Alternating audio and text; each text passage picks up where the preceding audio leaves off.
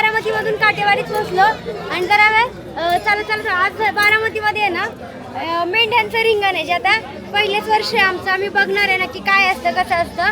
म्हणजे कोणाकडनं तरी ऐकलं होतं की आम्ही असं ऐकलं होतं की या ठिकाणी ज्यावेळेस माऊलींची पालखी येते त्यावेळेस सगळ्या मेंढ्या त्या रथाच्या साईडनी आहे ना गोल करत असतात.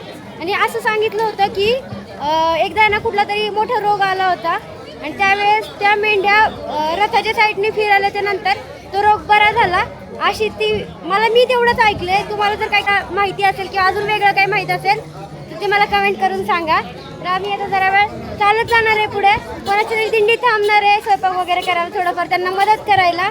तर चला ब्लॉग शेवटपर्यंत बघा. आवडलं तर लाईक करा, शेअर करा, चॅनलला सबस्क्राईब करा. आम्ही ना काल बारामतीत मुक्कामी होतो आणि तिकडून आता पुढे काटेवाडीत आलो आणि आज काटेवाडीत दुपारी रिंगण आहे इथे मेंढ्यांचं. ते दरवर्षी असतं.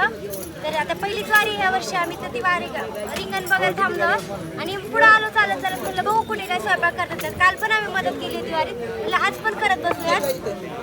वैदिक चपात्या लाटत होत्या पण या एवढ्या मोठ्या मोठ्या चपात्या लाटत आहेत ना. मी म्हणलं जमतात का नाही आम्हाला बघा ना केवढी मोठी चपाती आहे. आणि ही दिंडी आहे ना ती बीडची ना बीडची माजलगावची.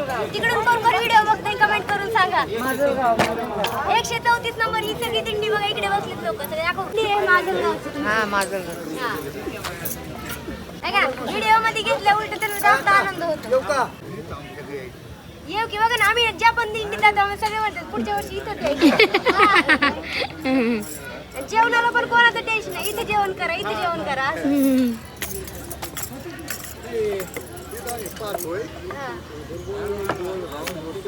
हा कोणी येतं ना जमतं ना चपात्या.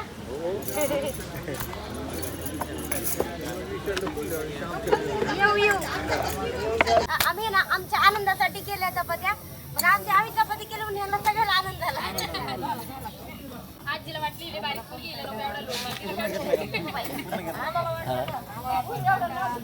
तर माऊली आता या ठिकाणी रिंगण सोहळा होणार आहे. हा माझ्या पाठीमागे तुम्ही पाहू शकता रथ आहे आणि थोड्याच वेळात जो मेंढ्यांचं रिंगण आहे ते या ठिकाणी होणार आहे. आता पालखी गावात आहे. पालखी या ठिकाणी येणार आणि त्यानंतर मेंढ्यांचं रिंगण होणार आहे. तर यावर्षीची आमची पहिलीच पायवारी असल्यामुळे हे रिंगण बघायला मी जास्त एक्साइटेड आहे, उत्सुक आहे. आपण इंदापूरचं रिंगण बघितलं पण बऱ्यापैकी ना मी ते व्हिडिओमध्येच बघितलंय, अनुभवलेलं नाही. आणि पहिलंच रिंगण मी अनुभवणार आहे कसं असणार आहे काय. तर व्हिडिओ शेवटपर्यंत बघा.